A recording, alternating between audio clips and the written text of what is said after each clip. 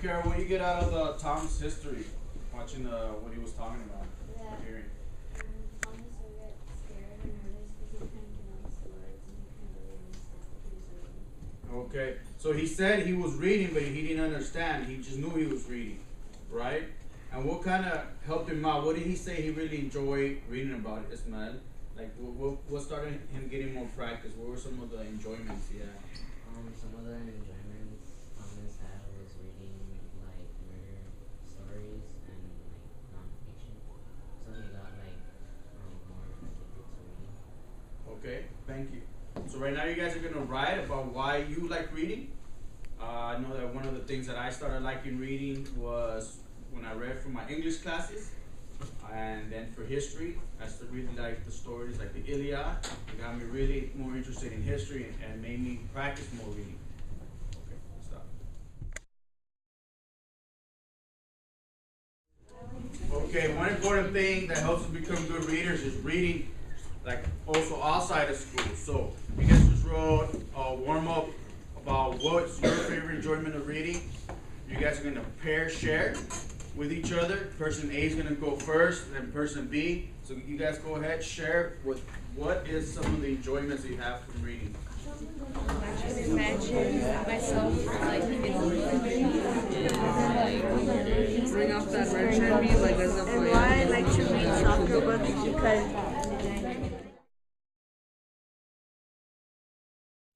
Alright. So Joshua, what's something you and your partner shared about some reasons that you enjoy reading? I enjoy reading because some things I like to read are sports news because I understand it. Like if I see Cavaliers, I usually assume they won.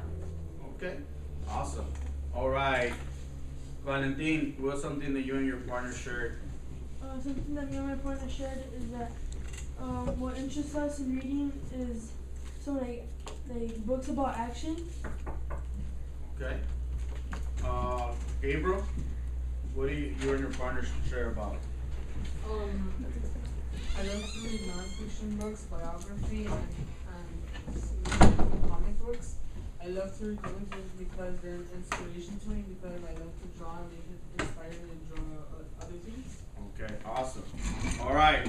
So reading is important, right? But sometimes we have a history with it, right? You guys wrote a little bit of your history. Does anyone want to share about a time that they struggled and some of their high points or low points with reading? So for me, like I told you guys, that I used to read a lot, but I didn't read out loud a lot, like in class settings where we read. So I didn't pronounce. I knew what words meant, but I didn't know how to pronounce them, right? And that was kind of like a little awkward in college, where I would say a word and people didn't understand what I was saying. I'm like, what do you mean you don't know the word? And then I heard how it sounded, even though I could write it and get a good grade in a test, but it was a little bit embarrassing, knowing like, oh wow, man, like I need to learn how to pronounce the words orally as well, as not just reading for comprehension. So, what was a time, a high point or a low point for you, Andy, with reading? I think a low point for me for reading was fifth grade because I really never read. I only read assignments for school. But as I reached sixth grade, I started to read books like from other grades, like eighth grade books, and I now enjoy reading. Okay. Do you think that that's helped you read even for like math or science, being able to practice more? Yeah, because it helps me understand. Like if I use reading for math, it helps me find what the problem is asking. Just like for books, I can find an input. Okay, awesome. All right. And Jennifer, what do you do sometimes where, kind of like Thomas said, he doesn't feel like reading that day at school? You know, sometimes you feel like reading, sometimes you feel like running, doing exercise. How do you get through that?